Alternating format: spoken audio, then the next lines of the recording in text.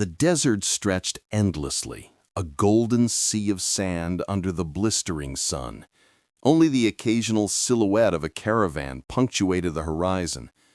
Amid this vast emptiness, the Dendera Temple complex rose, an ancient monument whispering stories from millennia past.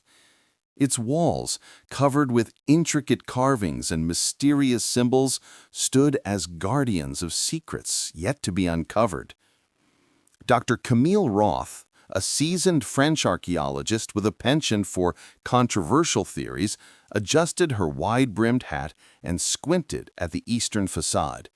Beside her, Ian Mercer, a British engineer-turned-historian, ran his fingers along the carved reliefs, tracing the shapes with meticulous attention. "Camille, look at this one," Ian said, his voice filled with a mixture of excitement and disbelief. Camille leaned in, examining the carving closely. The image depicted a long, tubular object with a coiled element inside, seemingly emitting light. Surrounding it were figures performing rituals, holding what looked like rods connected to the device. "It does resemble a modern light bulb," Camille admitted, her voice barely above a whisper. "But we must tread carefully. The Egyptians were masters of symbolism. This could easily be metaphorical rather than technological." Sarah El-Masri, an Egyptologist, joined them, her notebook clutched tightly in her hands. "You both see what you want to see," she said with a half-smile. "But the context matters. Hathor, the goddess of love and music, is always associated with light and rituals. This might not be technology at all, just a representation of divine energy." The initial discovery. The first reports of these light bulb carvings emerged in the early 20th century when European archaeologists explored the Dendera Temple ceilings. Some dismissed the imagery as merely artistic. Others whispered of a lost technology. Camille had spent years following the trail of ancient electrical theories, studying texts, blueprints, and mysterious symbols scattered across the globe. "Imagine if the ancients really understood electricity," Camille said, her eyes gleaming. "Even the Greek engineers barely scratched the surface, but the Egyptians, they built pyramids with precision that still baffles us today. Why not electric devices?" Ian shook his head. "It's dangerous to jump to conclusions. We can analyze the geometry, the physical plausibility, but we must not let imagination overshadow facts." Sarah opened her notebook and pointed to a diagram. "Look here. The bulb is connected to what appears to be a lotus flower, which in Egyptian symbolism represents rebirth and creation. The coiled serpent inside could symbolize energy or life force. There's no evidence of metal wires or electrical connections. It's all symbolic." As the sun dipped below the horizon, painting the desert in shades of orange and crimson, the team set up camp within the temple complex. Torches flickered against the ancient walls, casting shadows that danced eerily across the carvings. Camille stood silently, studying the ceiling. "You can almost feel the energy," she whispered. Ian laughed softly. "Or it's just the heat and shadows playing tricks on your mind." Yet, as night deepened, a peculiar sensation lingered. The carvings seemed to come alive under the torchlight. The figures frozen in time, now almost animated. The coils inside the bulbs appeared to glow faintly in their imagination, as if the ancient artisans had captured the very essence of light. Sarah, ever the pragmatist, broke the spell. "We are here to document, not fantasize. Remember, every detail counts. The hieroglyphs, the pigments, the tool marks, everything is evidence." Theories and debates. Around the fire, the trio debated long into the night. Camille argued for lost technologies, Ian for engineering plausibility, and Sarah for cultural symbolism. You see, Ian, electricity is just one form of energy. Perhaps the Egyptians harnessed some other form, something we don't yet understand. The Dendera Light could be a literal device, or at least inspired by a practical tool they experimented with. Ian laughed softly. Or it's just the heat and shadows playing tricks on your mind. Yet, as night deepened, a peculiar sensation lingered. The carvings seemed to come alive under the torchlight. The figures, frozen in time, now almost animated. The coils inside the bulbs appeared to glow faintly in their imagination, as if the ancient artisans had captured the very essence of light. Sarah, ever the pragmatist, broke the spell. We are here to document, not fantasize.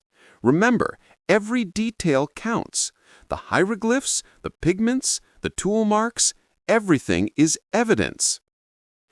Foreshadowing future discoveries. Little did the team know that the carvings in Dendera would set them on a path that blurred the line between myth and technology. From underground tunnels to hidden chambers, the secrets of the temple were waiting for those bold enough to interpret them. In the following days, they would encounter more depictions, each more intricate than the last. Strange devices, serpentine coils, and ritualistic connections painted a picture of a civilization both advanced and mysterious. Every symbol, every relief whispered a question.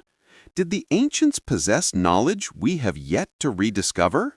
The desert wind carried their footsteps, and the Dendera Light beckoned them deeper into a story that transcended time.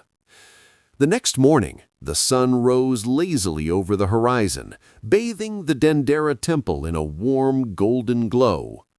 Dust particles floated in the air like tiny stars, and the carvings on the ceiling seemed to reflect the light in a way that made the symbols almost dance.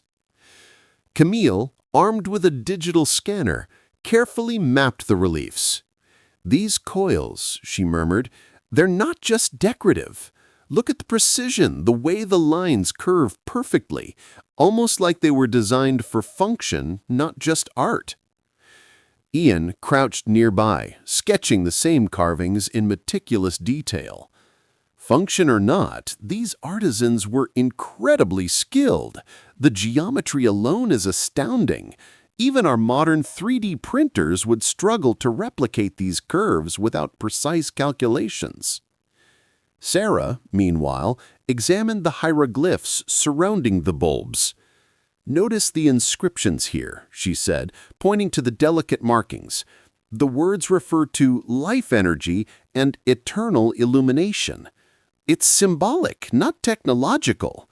The Egyptians personified natural forces all the time. Fire, water, sun, they all had deities and rituals. This might just be another representation of that philosophy." A hidden chamber. As they explored deeper, Ian discovered a narrow, almost invisible doorway partially concealed by sand and debris.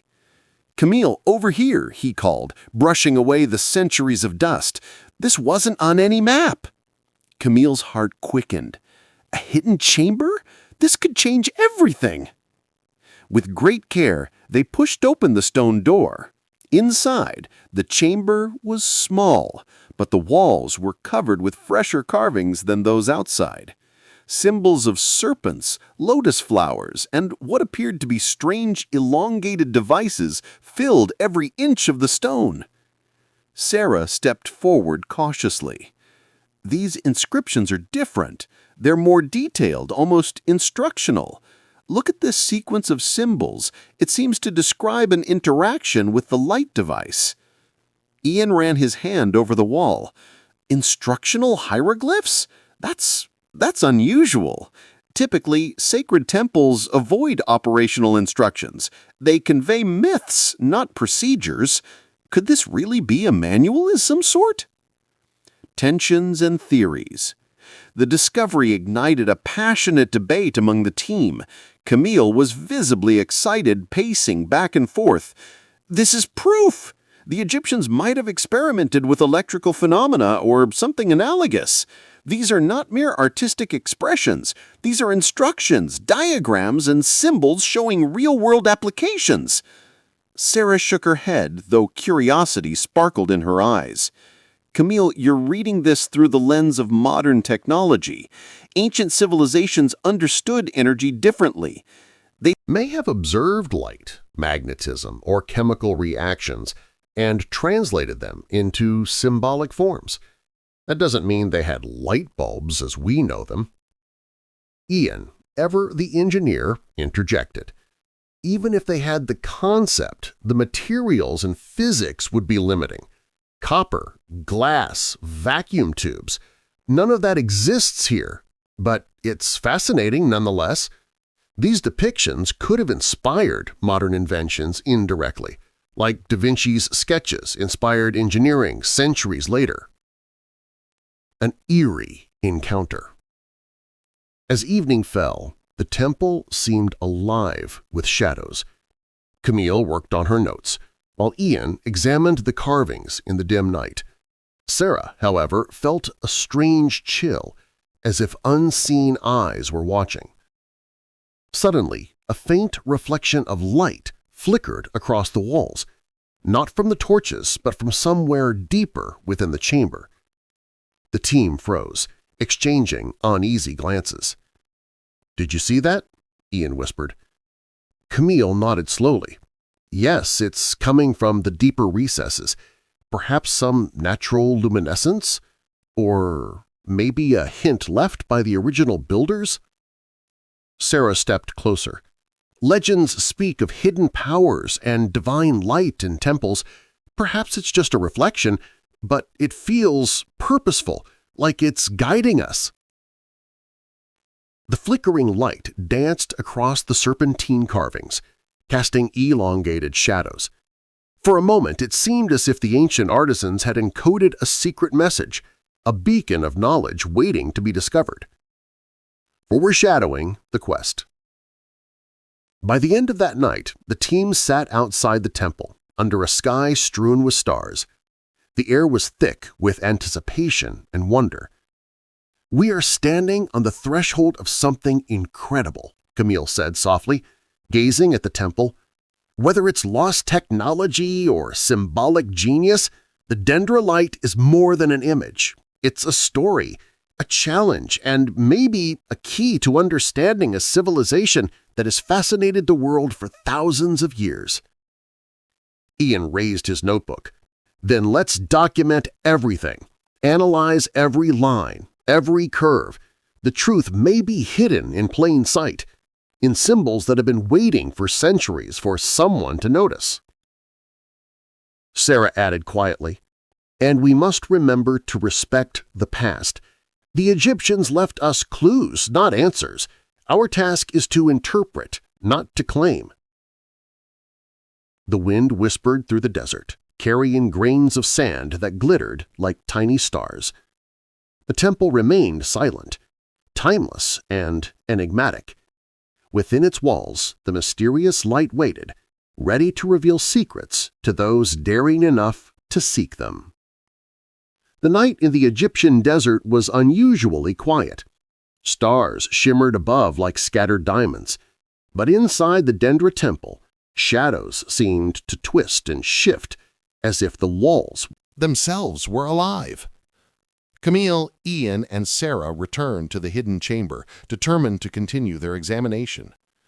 Camille knelt before the carvings, her fingers tracing the intricate coils and bulbs.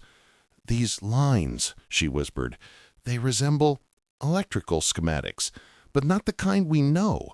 It's like someone encoded a principle of energy in stone."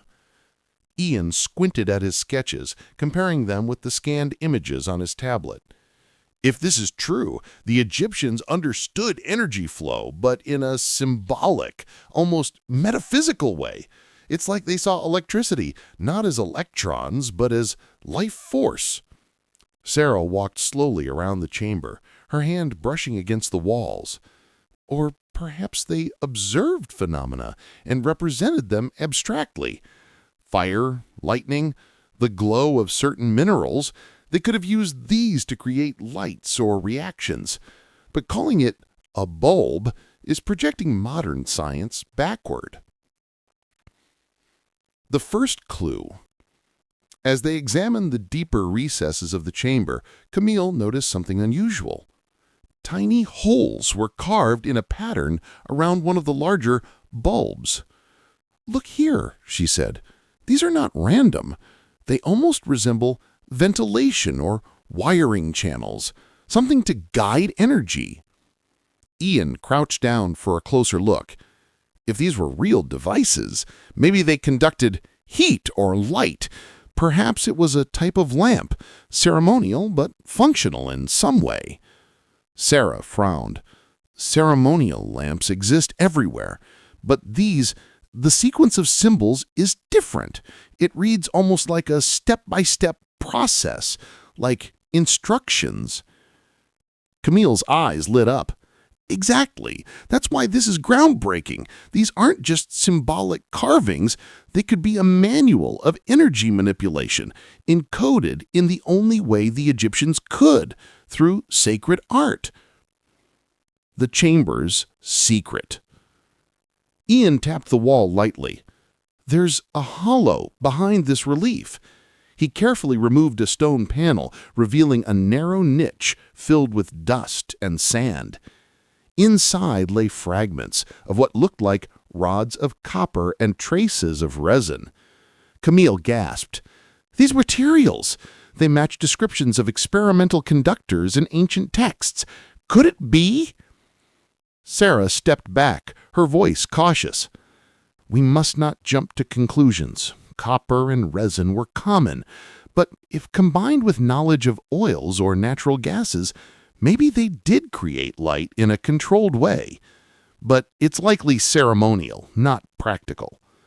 Camille's excitement was palpable. Even ceremonial, it's brilliant. Imagine a temple lit not by torches, but by an understanding of natural energy, captured and focused by humans 2,000 years ago. A whisper in the dark. As they documented the findings, a faint breeze swept through the chamber. The torches flickered, casting dancing shadows over the carvings. A sense of anticipation, or was it fear, settled over the team. "Do you feel that?" Ian whispered. Sarah nodded, eyes narrowing. "Yes, it's as if the temple itself is aware of us. Ancient Egyptians believed spirits lingered in sacred spaces. Maybe it's a warning." Camille laughed softly. "Or maybe it's just the wind, Sarah. We're in the desert. But I admit, there's something almost alive about this place."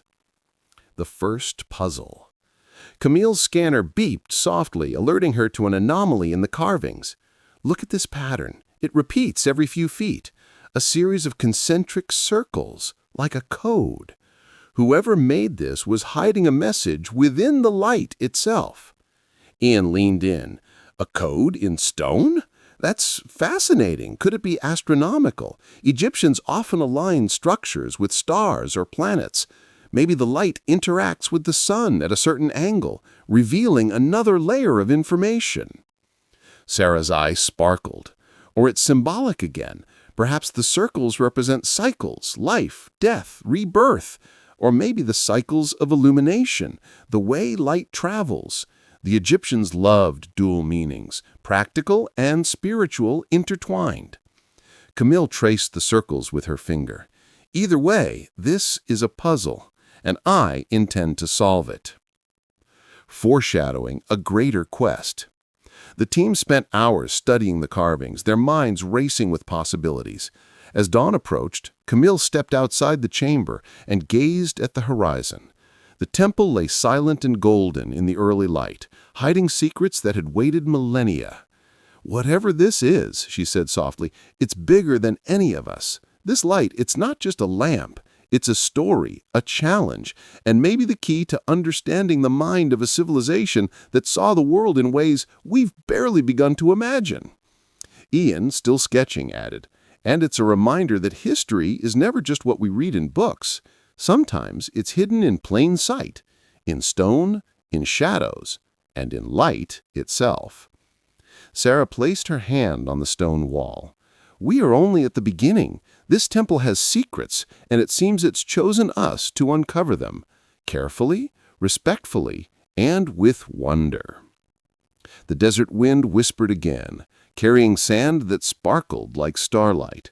And somewhere, deep within the temple, the mysterious Dendera Light waited, silent, ancient, and ready to reveal its truths to those brave enough to seek them. The morning sun cast long shadows across the Dendera Temple complex, illuminating the intricate reliefs that adorned its walls.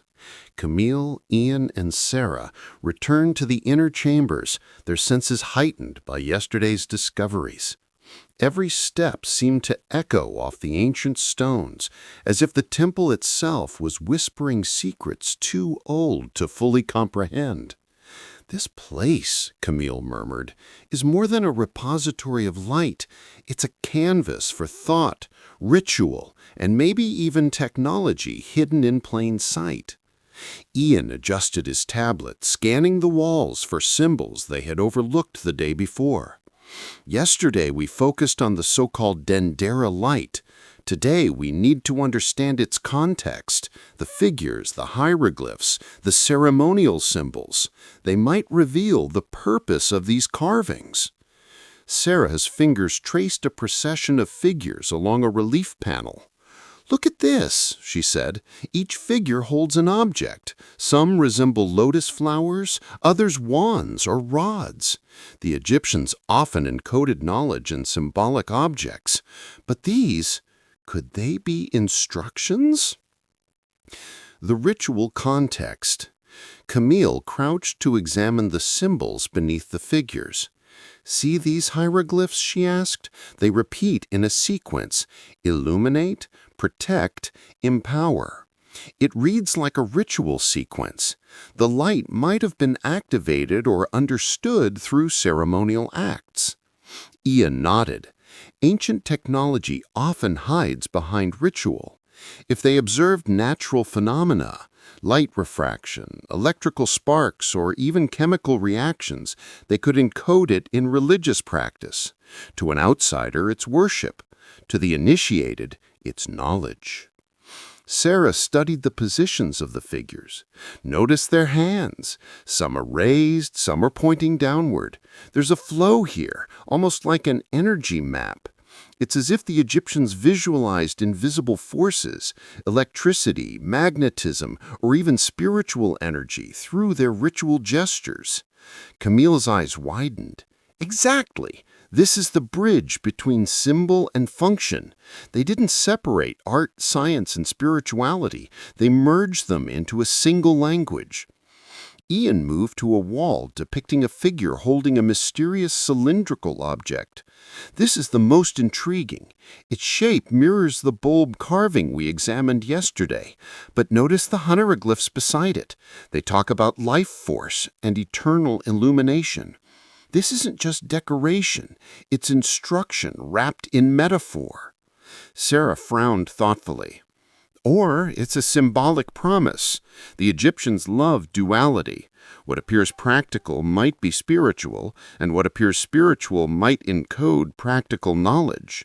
The life force could refer to the energy sustaining a flame, or it could be metaphorical." Camille, sketching the hieroglyphs, whispered, "What if it's both?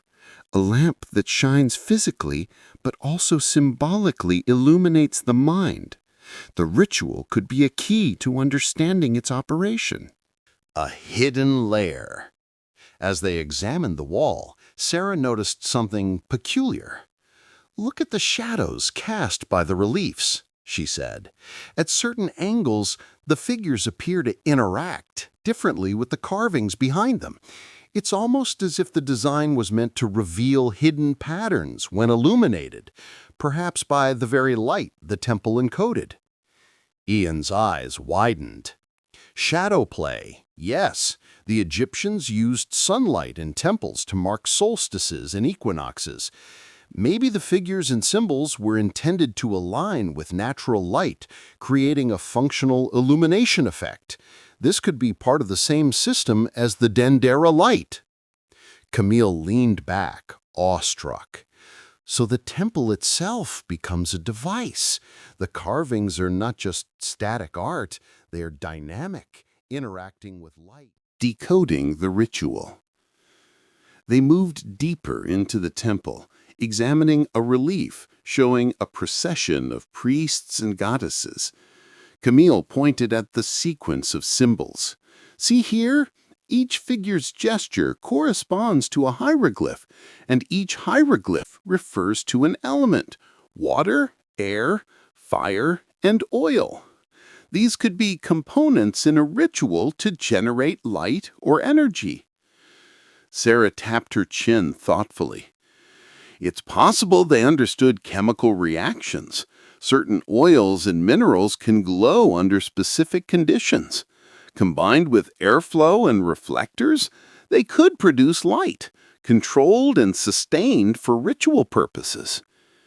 Ian added, and the figures might indicate the steps: who performs the action, where the light focuses, and how it should be maintained. It's a coded ceremonial manual. Camille smiled. We are slowly decoding an ancient instruction manual hidden in plain sight. The symbols are the interface, the figures are the operators, and the temple is the machine. The first revelation. Hours passed as they meticulously documented each panel. By late afternoon, a pattern emerged. The temple was more than a sanctuary. It was a synthesis of art, science, and spirituality. Sarah whispered, I think I understand. These figures aren't just representations of gods and priests. They are part of a system. They guide energy, light, and perhaps even knowledge itself. The temple is alive in ways we are only beginning to grasp. Camille looked at the carvings one last time. If we can map the entire sequence, the gestures, the hieroglyphs, the symbols, we might uncover the operational principles behind the Dendera Light, and perhaps, just perhaps, we'll glimpse the mind of an ancient civilization that saw the world differently than we do today. Ian nodded solemnly. This is why archaeology is never just about digging up objects. It's about reading the language of the past, and sometimes that language speaks in light, shadow, and motion. As they left the chamber, the desert sun dipped lower, casting golden rays through the temple columns. The figures on the walls seemed to shimmer, their secrets partially revealed, yet still whispering mysteries older than time itself. Chapter 3. Dendera Light and Ancient Energy Systems. The afternoon sun hung low over the Dendera Temple complex, casting a warm, amber glow across the sandstone walls. Inside the Hathor Temple, Camille, Ian, and Sarah prepared their equipment for the most ambitious phase of their investigation, understanding how the so-called Dendera Light might have functioned not as mere symbolism, but as an operational device. Camille adjusted her camera, capturing every detail of the reliefs. Yesterday, we mapped the figures and symbols. Today, we need to consider the possibility that the temple itself was a conduit for energy. If the Egyptians were experimenting with illumination, this chamber may reveal the principles. Ian traced the carvings with a laser pointer. The central motif, this bulb-like structure, has been debated for decades. Some say it's purely symbolic, representing the lotus or creation. But combined with these rods, snakes, and flowing lines, it resembles a schematic, a primitive electrical diagram, if you will. Sarah studied the hieroglyphs etched beside the bulbs. Notice the repeated references to life force and energy. In many texts, the Egyptians equated spiritual energy with natural forces. What if they observed electrical phenomena, maybe even static electricity or chemical reactions, and encoded it as divine power? Energy in symbolism. The team moved closer to the ceiling relief, depicting a figure holding a long rod connected to the bulb-shaped object. Camille whispered, "This could represent a conductor or channel." The Egyptians often used copper and gold in their rituals. What if this rod is not just ceremonial, but a symbolic representation of a material conduit? Ian's voice echoed softly in the chamber. "We've seen similar motifs in other temples, rods, pillars, and serpentine lines suggesting current flow. If they understood that certain materials could transfer energy, they might have encoded that knowledge in hieroglyphs and statues." Sarah's eyes gleamed with realization. And look at the positioning. The bulbs are surrounded by goddess figures holding lotus flowers. In chemistry, certain plants produce oil that can burn or react. The Egyptians might have combined botanical knowledge with mineral conductors to create a controlled light source. Camille nodded. So the temple is not just a static structure, it's a combination of physical materials, natural forces, and ceremonial acts. Each element contributes to the generation or amplification of light. Hypotheses and experiments. In their temporary workspace, Ian spread out diagrams of the temple's reliefs. If we consider the bulbs as capacitors, the rods as conductors, and the surrounding figures as controllers or indicators, it's possible the Egyptians developed a system that produced sustained light, not magic, but applied observation. Sarah examined old records and chemical compositions. Certain mineral salts emit light when struck or heated. Combine that with reflective surfaces carved into the temple, and you could extend illumination without modern electricity.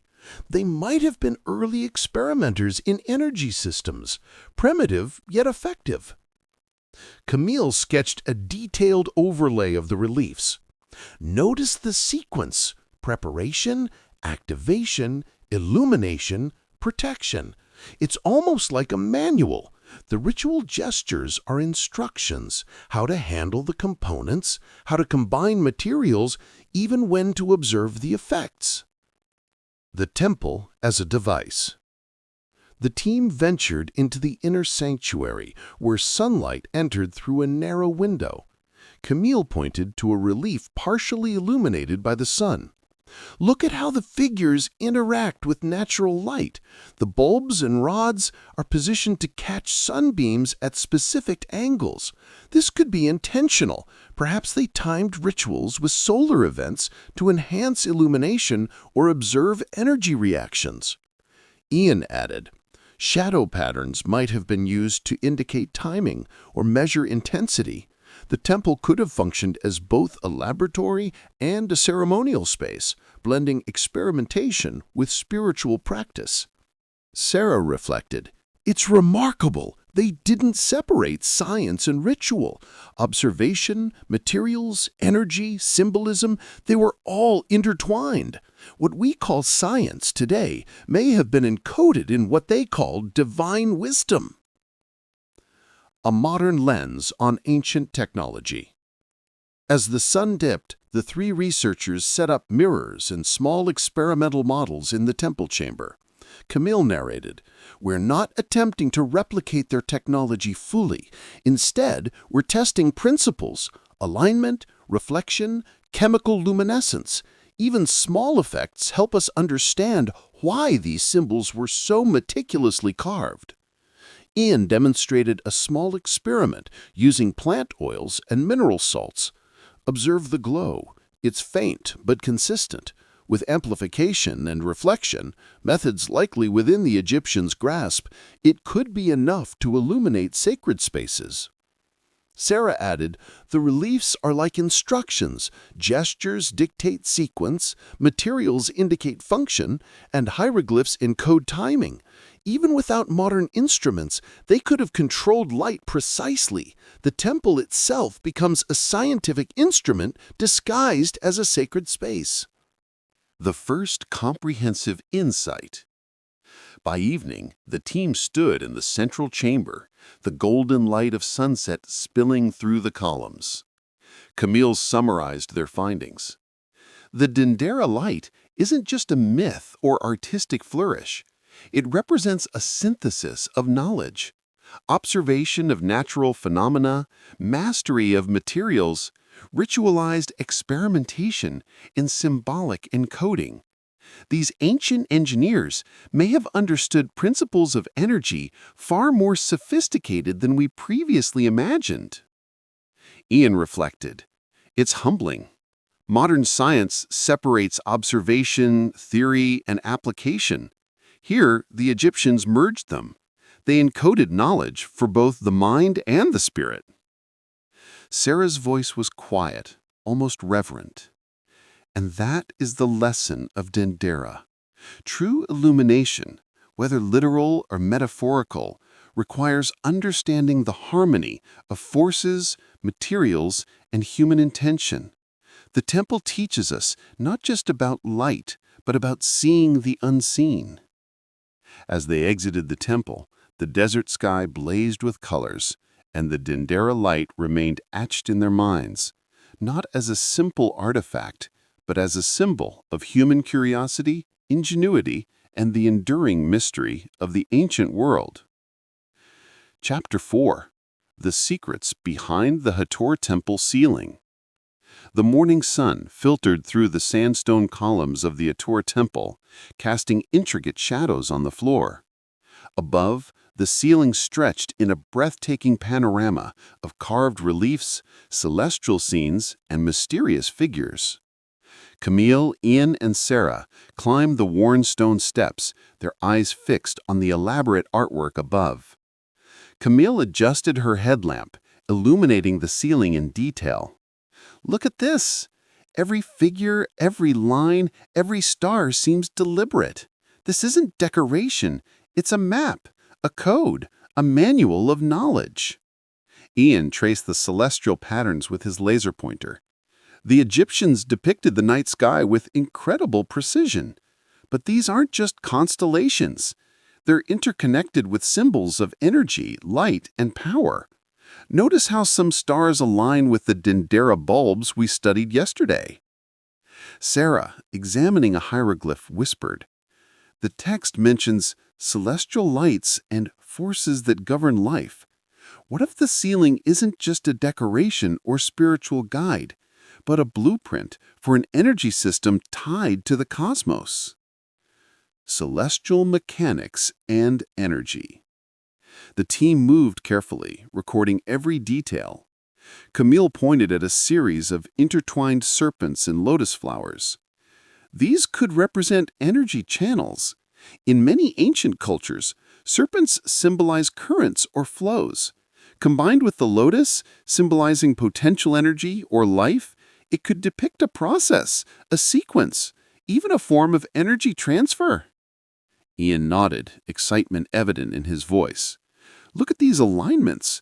Some stars correspond to the solstices.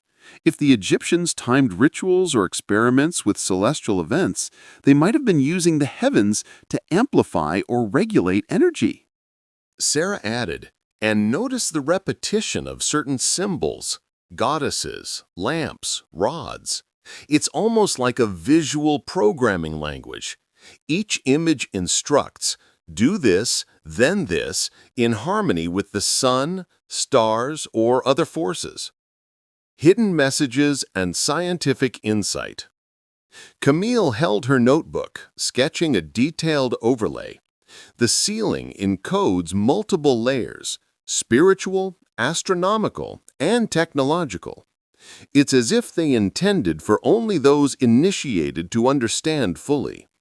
The symbols guide the eye, the hands, and perhaps even the mind to a specific action or understanding. Ian ran simulations on his tablet. If we interpret the serpentine lines as electrical currents, the lotus flowers as capacitors, and the deities as regulators, it begins to make sense. They might have been experimenting with light, energy, or even static electricity, all synchronized with the cosmos. Sarah, studying shadow patterns, observed, "See how the reliefs interact with natural light at different times of day. Certain figures glow under angled sunlight, while others remain in shadow. This could be intentional, guiding the observer, marking cycles, or triggering visual cues during rituals. The ceiling as a timekeeper and a laboratory. The trio paused beneath the central vault, the weight of centuries pressing down. Camille whispered, "This ceiling is both a timekeeper and a laboratory. The stars mark seasons, the symbols mark processes, and the entire chamber orchestrates a symphony of light, energy, and knowledge." Ian added, "And the Egyptians were precise. Every detail matters. Timing, alignment, material, gesture. They left nothing to chance." Sarah added softly, "The ceiling also reminds us that ancient knowledge wasn't lost because it was primitive. It was encoded in a way that integrated science, art, and spirituality. They wanted it preserved, yet protected for those willing to understand." Unveiling the Dendera Light connection. Camille stepped back, her eyes scanning the ceiling. Yesterday, we saw the Dendera bulbs. Today, the ceiling shows how these bulbs fit into a larger system. Energy channels, celestial alignment, ritual gestures all converge here. The temple isn't just a place of worship, it's an instruction manual for harnessing natural forces. Ian smiled, "And the Egyptians were precise. Every detail matters. Timing, alignment, material, gesture. They left nothing to chance." Sarah added softly, "The ceiling also reminds us that ancient knowledge wasn't lost because it was primitive. It was encoded in a way that integrated science, art, and spirituality. They wanted it preserved, yet protected for those willing to understand." The last light of discovery. As the sun began to set, golden beams pierced the temple's entrance, illuminating the carvings in a surreal glow. Camille narrated, "The Hathor Temple ceiling isn't just a ceiling. It's a guide, a record, a device, and a spiritual map. Understanding it requires patience, observation, and reverence for both the visible and invisible forces it represents." Ian concluded, "The Dendera Light, the energy systems, the celestial patterns, they all converge here. This is not mere art. This is a blueprint for seeing, understanding, and interacting with the forces of the universe." Sarah, gazing upward, whispered, "And perhaps that is the greatest lesson of Dendera, that true knowledge illuminates not just the mind, but the soul. It reminds us that curiosity, observation, and imagination are timeless."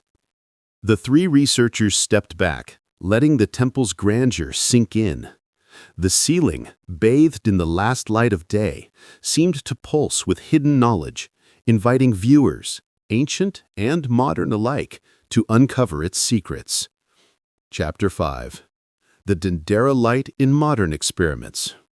The desert wind whispered against the walls of the Hathor Temple, carrying centuries of secrets. Inside, Camille, Ian, and Sarah had set up a temporary laboratory. Laptops, laser meters, high-resolution cameras, and electromagnetic sensors scattered across the ancient stone floors. Camille adjusted a delicate instrument aimed at the famous Dendera bulbs. She said, "We're not just here to observe. We're here to test whether these structures could channel or produce energy, as some hypothesize. It's a blend of archaeology, physics, and experimental archaeology." Ian, flipping through reference notes, added, "There are theories that the bulbs weren't mere decoration. They might have been capacitors, gas-filled tubes, or even parts of a complex energy system. Today, we'll see how much of that is plausible." Experiment 1. Light and shadow alignment. The first experiment involved sunlight and temple alignment. Using precise measurements, Sarah positioned reflective panels to simulate how the bulbs might interact with sunlight at different times of the year. She said, "Notice this. As a beam hit a carved serpent, at certain angles, it illuminates specific symbols. This could indicate a ritual or even a practical guide for activating energy within the temple." Camille observed, "It's like a timed light show designed to mark or trigger a response." The Egyptians were masters of aligning architecture with celestial mechanics. Ian chuckled, "And with accuracy that modern engineers admire. They didn't have LEDs or electricity, yet they knew how to manipulate natural light to create specific effects." Experiment 2. Electromagnetic properties. Next, the team tested electromagnetic phenomena. Ian carefully connected sensors to measure voltage, current, and static electricity around the reliefs and bulb structures. Surprisingly, there are measurable static charges around certain materials, copper, stone, and even traces of clay, Ian reported. If ancient Egyptians used these materials in combination, they could have experimented with energy storage or conduction. Camille frowned, intrigued. It doesn't prove these bulbs were electric lamps, but it shows a potential understanding of energy manipulation. They could have been experimenting with phenomena we're only beginning to replicate today. Experiment 3. Acoustic resonance. Sarah excitedly pulled out a small tuning device. The temple isn't just visual, it's acoustic. Notice these chambers and the way the ceiling's curves reflect sound. Certain frequencies resonate naturally, amplifying vibrations. Could this amplify energy or even influence perception? Ian tested, striking a small stone with a mallet. The resonance echoed eerily through the hall. These vibrations could be integral to rituals. Combined with light and energy, the Egyptians might have been creating immersive sensory experiences, scientific and spiritual simultaneously. Camille scribbled notes furiously. This temple is a multi-layered laboratory. Light, energy, sound, and celestial alignment, they all converge to produce phenomena that blend science, spirituality, and art. Hypotheses and controversies. Back in their mobile lab, the team discussed findings. "There's still controversy," Camille said. "Some claim the Dendera bulbs are symbolic, others suggest advanced ancient technology. What we're seeing is evidence that the temple's design accommodates experimentation, intentional or ritualized." Sarah nodded. Even if they weren't electric in the modern sense, they understood natural forces, light, static energy, resonance, celestial cycles. That knowledge, encoded in symbols and architecture, could be the earliest form of applied science. Ian leaned back, smiling. "And it challenges us to rethink ancient wisdom. The Egyptians weren't just priests and artisans, they were engineers, physicists, and astronomers. They left clues, hidden in plain sight." The modern connection. As the sun set behind the dunes, Camille reflected, "Modern science can replicate parts of what they achieved, but perhaps the most profound lesson is their holistic approach. Science and spirituality, observation and ritual were inseparable.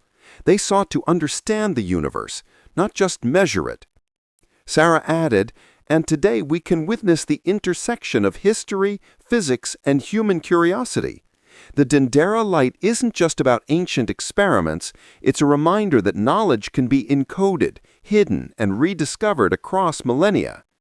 Camille concluded, "The Dendera Light bridges past and present.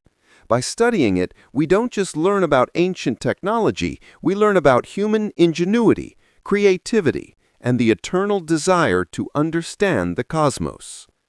Closing thoughts.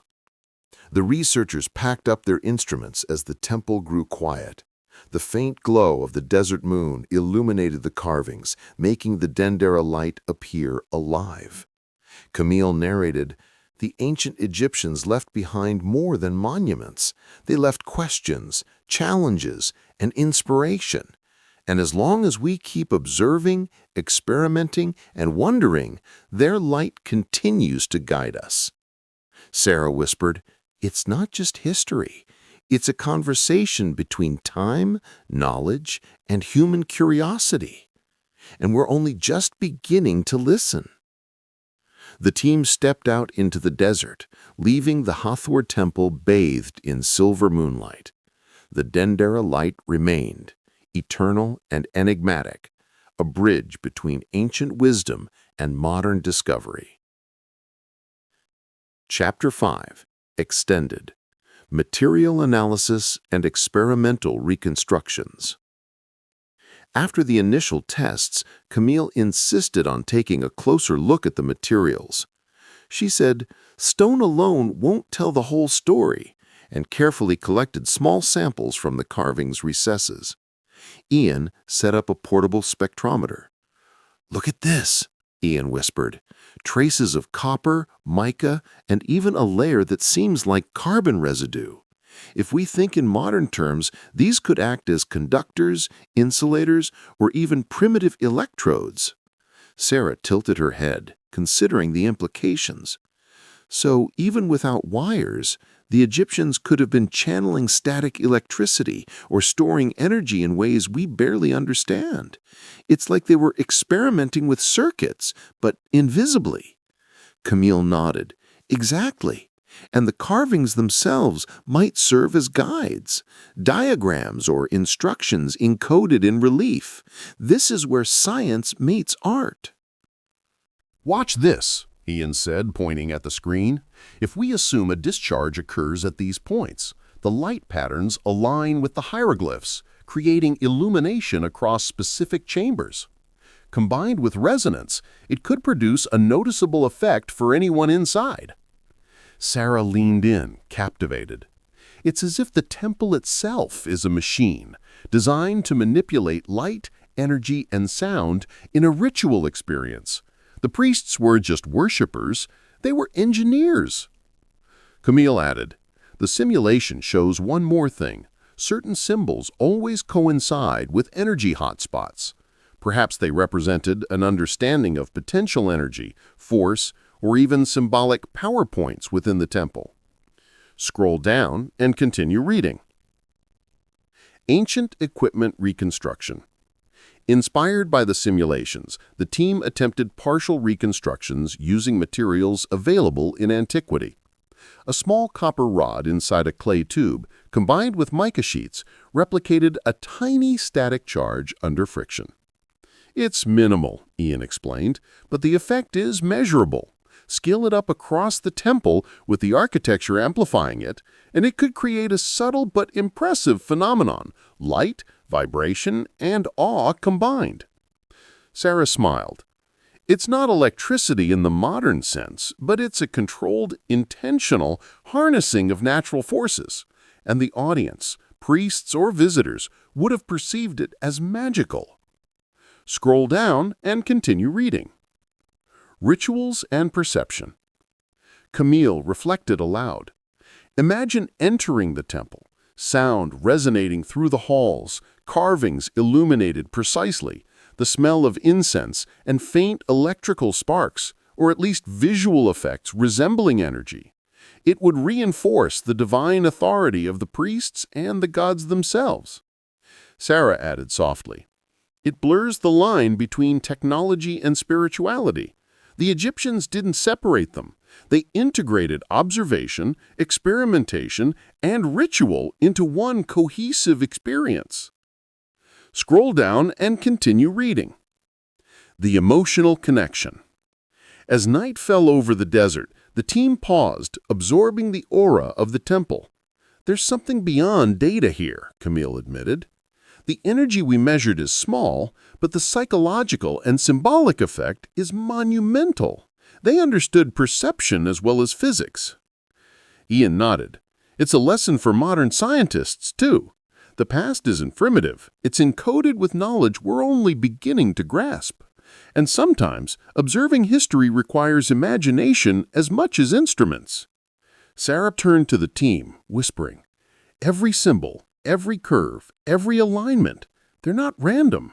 They're whispers from the past, guiding us to ask questions we never thought to ask. Closing extended thoughts. The extended experiments reinforce the idea that Dendera was more than a temple. It was a laboratory of light, energy, sound, and human perception. The modern team left carrying data, models, and a profound sense of awe. The Dendera Light, eternal and enigmatic, remained, a bridge between ancient experimentation and modern curiosity. Chapter 5. Extended. Ritual experiments, symbolic patterns, and hidden messages. The next morning, a pale desert light filtered through the temple entrance. Camille, Ian, and Sarah returned with renewed focus. The data from previous experiments suggested subtle phenomena, but nothing compared to what they now attempted, ritual reenactments inspired by the carvings themselves. Camille carefully studied the hieroglyphic sequences. She noticed this pattern, pointing at a series of intertwined symbols.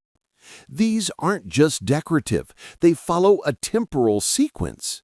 If the rituals were performed in exact timing, they might trigger amplified visual or acoustic effects. Ian, skeptical but curious, set up small, controlled demonstrations.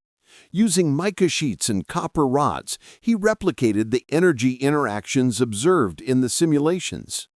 Small sparks danced in dim light, barely visible but perfectly aligned with the relief patterns. "See that?" Ian whispered, leaning closer. "If the priest followed the gestures carved into the wall, it would create a rhythm of illumination, like a slow, pulsing signal. Almost hypnotic." Symbolic alignment and hidden messages. Sarah wandered along the reliefs, her fingers tracing the stone carvings. "There's a hidden geometry here," she murmured. "The symbols form lines, arcs, and spirals. If you connect them mentally, they guide movement through the temple, almost like an invisible map of energy flow." Camille nodded.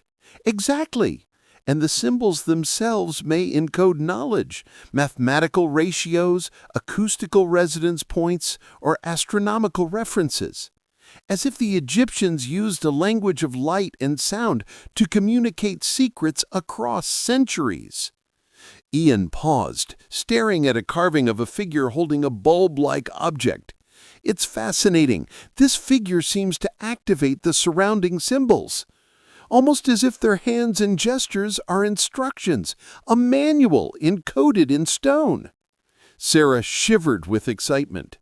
"Imagine being a priest here, following the ritual exactly, feeling the energy respond, seeing the light's pulse, hearing the resonance. It would be overwhelming, divine almost." Psychological and spiritual effects. Camille reflected aloud. "We focus on the physical measurements, energy, sparks, resonance, but the real impact was psychological. The combination of architecture, ritual, and visual cues would create a perception of power far beyond the sum of its parts." Ian adjusted a replica artifact. "Even with minimal electrical effect, the brain responds to patterns, movement, and subtle lighting. Add ceremonial timing, incense, and sound. Now the temple itself becomes an immersive experience designed to inspire awe and reinforce authority." Sarah whispered, "It's a reminder. The line between technology and ritual is blurry. The Egyptians mastered human perception as much as physics." Unexpected discoveries. As the team progressed, they noticed an anomaly in one section of the temple. A series of faint lines, previously dismissed as cracks, formed a pattern resembling a primitive circuit. Camille photographed and mapped it. "This could be deliberate," she said, eyes wide. "Even if they weren't using electricity as we understand it, they may have been experimenting with conduction or charge storage. The temple itself could function as a giant interactive apparatus." Ian's voice dropped to a whisper. Every detail, materials, geometry, timing, was intentional. It's like they were encoding experiments in stone, leaving us clues across millennia. The human connection. As dusk approached, the team sat in silence, absorbing the temple's aura. Camille spoke softly, almost to herself. We measure sparks, model energy, and reconstruct artifacts, but there's something unquantifiable here, the connection between human intention and natural forces. Sarah added, the priests understood that perception is power. Light, sound, movement, and ritual were tools to shape belief. And somehow, we're still being influenced by their design, even today. Ian leaned back, looking around. It's humbling. They created more than temples. They created experiences, experiments, and perhaps messages meant to survive millennia. And here we are, trying to decode them, a tiny echo of their knowledge. Closing, extended thoughts. The Dendera Light remained a mystery, both a physical phenomenon and a symbolic experience. The team left with new data, deeper insights, and a profound sense of reverence. The carvings, the rituals, and the subtle manipulations of energy revealed a civilization that merged art, science, and spirituality in ways modern researchers are only beginning to comprehend. The desert wind whispered through the temple, carrying a sense of timelessness. Every spark, every shadow, every symbol was a testament. Knowledge can endure, hidden in plain sight, waiting for those willing to observe, imagine, and wonder. Chapter 6. Universal Connections and Modern Reflections. The morning sun cast long shadows across the desert sands as the team prepared for the final phase of their exploration. Dendera was no longer just an archaeological site. It was becoming a bridge between past knowledge and present curiosity. Camille stood at the threshold of the main sanctuary, her gaze tracing the intricate carvings that had guided their journey so far. What we've uncovered here, she said, is more than just artifacts or symbols. These are expressions of a civilization attempting to understand the universe through light, energy, and ritual. Echoes across time. Ian activated a series of sensors to measure ambient energy in the temple. There's something remarkable about this place, he said. Even without electricity, the geometry of the temple, the orientation of the carvings, and the materials used seem to manipulate light and sound in subtle, measurable ways. It's as if the structure itself is a living experiment. Sarah wandered through the aisles of reliefs, her eyes catching the recurring spiral motifs. "Look at these patterns," she said. "They resemble spirals found in galaxies, seashells, and even DNA. Could the priests have observed these natural forms and encoded them into the temple design? It's almost as if they were mapping the cosmos onto stone." Camille nodded. "The connections are astonishing. The temple is simultaneously local and universal, rooted in Egyptian ritual, yet speaking to phenomena far beyond their time." Modern experiments and reinterpretations. Back at the modern lab, Ian recreated some of the temple's energy interactions. Using light pulses and reflective surfaces, he managed to generate subtle luminescent patterns reminiscent of the carving's effects.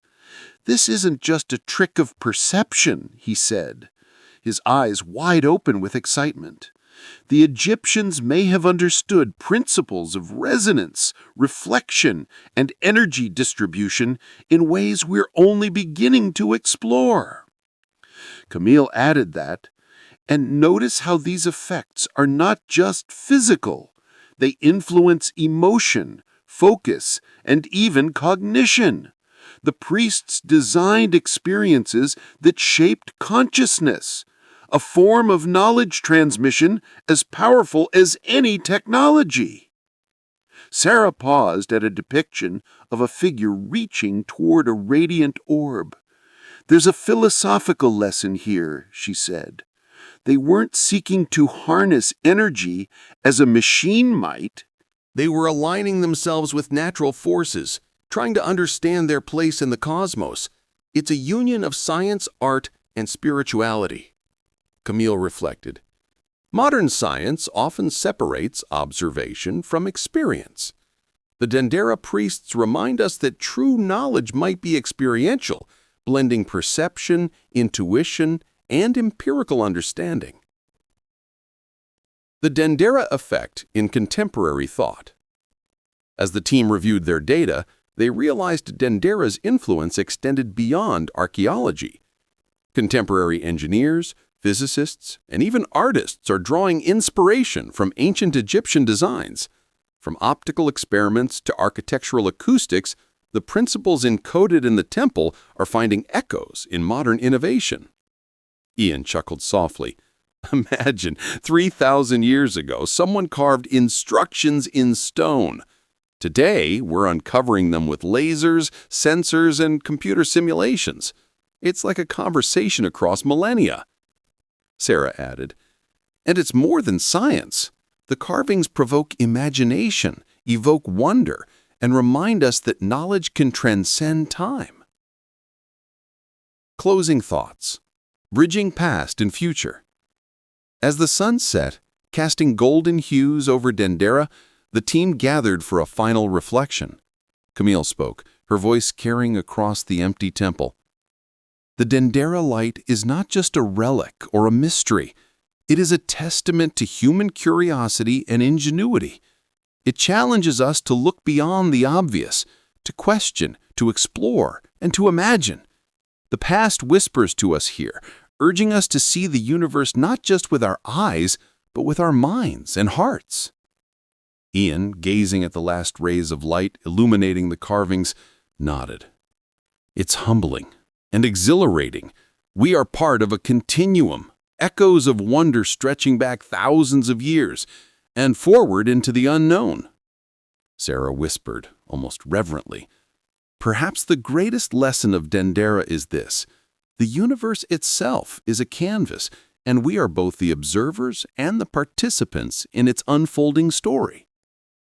The desert wind swept through the temple, carrying with it the timeless message of Dendera, a civilization that reached for the stars, experimented with light, and left a legacy meant to ignite curiosity for millennia to come. The desert sky deepened to twilight, and the shadows within the temple grew longer, stretching across the carved walls like silent storytellers. Camille walked slowly along the reliefs, her fingers hovering just above the ancient stone. She said, "There's an intentionality here. Every curve, every spiral, every illuminated figure is precisely placed to communicate something beyond words." Hidden patterns and geometric secrets. Sarah knelt to examine a particularly intricate carving depicting serpentine coils surrounding a radiant orb. "It's not random," she whispered. "The spirals align with astronomical cycles, planetary movements, lunar phases, even the rhythm of the Nile's flooding. They encoded time, energy, and nature into these symbols." Ian joined her, holding a 3D scan of the relief. "And look at this," he said. "The angles and proportions reflect sacred geometry, the same ratios found in pyramids, stone circles, and even Gothic cathedrals centuries later. Dendera may have been a blueprint for understanding the universe." Camille added thoughtfully, "The temple itself becomes an instrument, not just of observation, but of interaction with natural forces. Perhaps the priests weren't merely worshiping, they were experimenting." Resonance, sound, and perception. Ian activated a sound frequency device to replicate potential acoustic effects inside the sanctuary. Low hums resonated, bouncing off the stone reliefs. The temple amplifies sound in specific frequencies. Voices, chants, or instruments would interact with the carvings in ways that create physical vibrations, subtly affecting perception, focus, even emotional states. Sarah observed, "It's as if they knew sound could shape consciousness.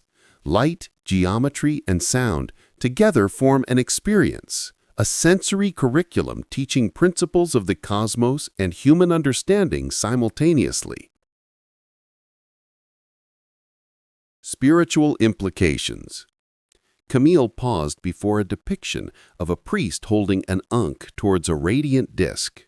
She said, "There's a lesson in humility and connection here." They approached knowledge as a sacred act, not merely intellectual. The energy wasn't just manipulated, it was honored, celebrated, and integrated into ritual life.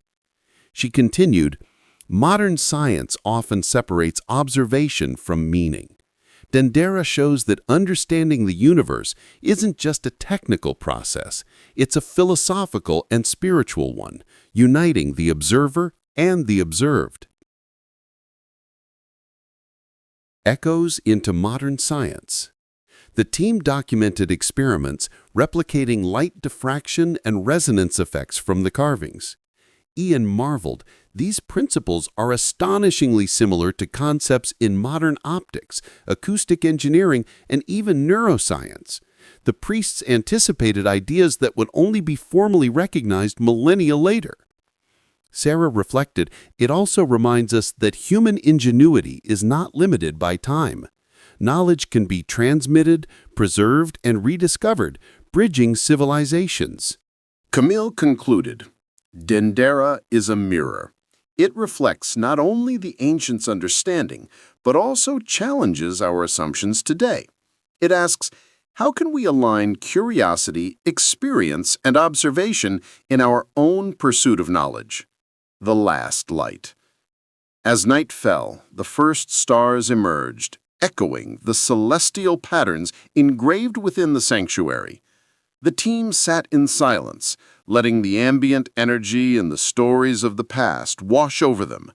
Camille whispered, "The universe is a tapestry of light, sound, and consciousness. Dendera is a reminder that every generation has the chance to uncover, interpret, and marvel at it." Ian smiled, "And perhaps in trying to decode it, we become part of the story." The priests left us a challenge, a puzzle that transcends time, urging us to explore not only the temple, but ourselves. Sarah gazed at the illuminated carvings, her voice barely audible. "It's humbling, but also inspiring. The Dendera Light is not just a relic. It's an invitation to see the world differently, to question, to imagine, and to wonder." The desert night embraced the temple, and Dendera's secrets whispered on the wind, waiting for each generation to uncover the unseen threads connecting humanity to the cosmos. Chapter 7. Modern Science, Technology, and the Echoes of Dendera. The sun rose over the desert, casting long shadows across the columns of Dendera. The temple, silent yet pulsating with ancient energy, seemed almost aware of the modern eyes now examining it. Camille, Sarah, and Ian stood in the sanctuary, surrounded by carvings that had fascinated generations of scholars, engineers, and scientists alike. Revisiting the light, Camille examined the famous Dendera light bulb relief once more. "At first glance, it seems purely symbolic," she began. "But what if these images represent advanced understanding of electricity or energy manipulation? It's not necessarily modern technology as we know it, but principles may have been understood in conceptual or experimental form." Ian activated a portable spectrometer, measuring reflections and interactions of light inside the relief chambers. The readings were unexpected. "Ian, the carvings guide light in very specific patterns," he explained. "When light enters at certain angles, it spreads across the chambers in a way that amplifies and directs it, almost like an optical fiber system designed millennia before we formally invented fiber optics." Sarah added, "As if the priests discovered functional properties of light and energy through observation and experimentation, then encoded their findings in art and ritual." The team realized that Dendera wasn't just a temple, it was an ancient laboratory, merging spiritual symbolism with empirical experimentation. Acoustic resonance and modern physics. Next, they explored the temple's acoustic properties. Ian placed sensitive microphones near carved niches and initiated low-frequency vibrations. The results were astonishing. "Notice the amplification here," Ian pointed out. "Certain frequencies resonate perfectly with the carved surfaces, creating standing waves. This is modern acoustic engineering applied unconsciously thousands of years ago." Sarah reflected. Sound wasn't just decoration or ritual, it was a tool for transformation and perception, potentially affecting consciousness, memory, and even group cohesion during ceremonies. Camille nodded. "In modern science, we manipulate sound for therapy, meditation, and neurology. The priests of Dendera may have intuitively understood these effects, merging them with spiritual practices." The geometry of energy. Walking along the temple walls, the team noticed recurring geometric patterns, spirals, orbs, and intersecting lines. Camille pulled up a digital overlay, comparing them with modern electromagnetic field diagrams. She said, "Look at this. The carving's geometry aligns remarkably with fields and waves we study today: light, energy, resonance, even electrical circuits. It's not an exact formula, but a conceptual representation of energetic flow and transformation." Ian added, "It's fascinating.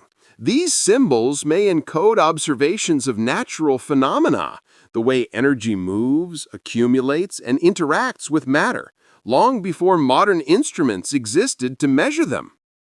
The temple, it seemed, was a bridge between ancient intuition and modern science, a place where empirical observation and symbolic representation coexisted seamlessly. Influences on modern technology. The team began tracing the impact of Dendera's knowledge on contemporary innovations. Camille noted, "From early electrical experiments to modern physics, humans have often rediscovered principles that ancient civilizations had explored conceptually. Dendera shows us that symbolic thinking and experimentation are not mutually exclusive. They complement each other." Sarah observed, "Even today, engineers, architects, and designers study ancient structures for insights into energy efficiency, light management, and acoustic optimization. The temple's design principles resonate with modern sustainable architecture and smart engineering." Ian smiled. "It's humbling to realize that thousands of years ago, humans were experimenting with concepts we still explore in laboratories today. Light, energy, resonance, and geometry, all encoded in stone for us to rediscover." The human element. Curiosity across millennia. Camille stood at the temple's highest terrace, gazing at the Nile winding through the desert. Dendera reminds us that curiosity is timeless. The priests asked questions about the universe, experimented with its laws, and recorded their insights in ways that speak to us even millennia later. Sarah added, "It's not about technology itself. It's about the approach to knowledge, observation, experimentation, and the willingness to explore unseen forces. The temple embodies this ethos perfectly." Ian concluded, modern science is, in many ways, rediscovering what Dendera hints at, the interconnectedness of nature, energy, and consciousness. These ancients were pioneers of empirical philosophy, blending art, ritual, and early science in ways we are only beginning to understand. Dendera as a bridge between past and future. As night fell, the team stood in the temple, illuminated by moonlight. The carving seemed to glow softly, reflecting millennia of human curiosity and ingenuity. Camille spoke quietly, almost reverently. Dendera is more than a monument. It's a living testament to human imagination and inquiry. It challenges us to look beyond the obvious, to question, to experiment, and to honor both the seen and the unseen forces shaping our world. Sarah added, "It's not about technology itself, it's about the approach to knowledge, observation, experimentation, and the willingness to explore unseen forces. The temple embodies this ethos perfectly." Ian concluded, modern science is, in many ways, rediscovering what Dendera hints at, the interconnectedness of nature, energy, and consciousness. These ancients were pioneers of empirical philosophy, blending art, ritual, and early science in ways we are only beginning to understand. As the shadows of the setting sun stretch across the ancient stones of the Dendera Temple, the true wonder of this sacred place becomes clear. Each carving, each figure, and each symbol is a testament to the ingenuity and spiritual devotion of the ancient Egyptians. The so-called Dendera Light, a relief often depicted as a bulbous object held by the god Harsumptus, is now understood not as a piece of advanced technology, but as a powerful symbol of life, creation, and illumination, both spiritual and cosmic. These images tell a story of humanity's earliest attempts to capture the mysteries of the universe, to explain the forces of light and energy in terms that were meaningful to their society. The snake within the bulb, writhing with dynamic movement, represents the eternal energy that flows through all things. The lotus flower from which it emerges is a symbol of rebirth, aligning the cycles of the sun with the rhythms of life itself. Every hieroglyph, every winged figure, and every ornate column serves a dual purpose: to honor the gods and to encode knowledge that was crucial to the Egyptians' understanding of the cosmos. Scholars who study these reliefs today uncover layers of meaning that connect astronomy, mythology, and ritual in ways that are both precise and poetic. As the temple rests in silence, one can almost feel the heartbeat of history echoing through its halls. The Dendera Light is not a mystery in the sense of a hidden machine or ancient electricity. It is a monument to imagination, faith, and the profound human desire to shine a light on the unknown.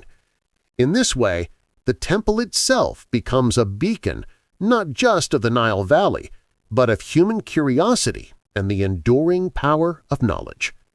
In the end, the true brilliance of Dendera is not in a speculative technology, but in the vision of a civilization that sought to illuminate the world, both literally and metaphorically, long before modern science could measure the light.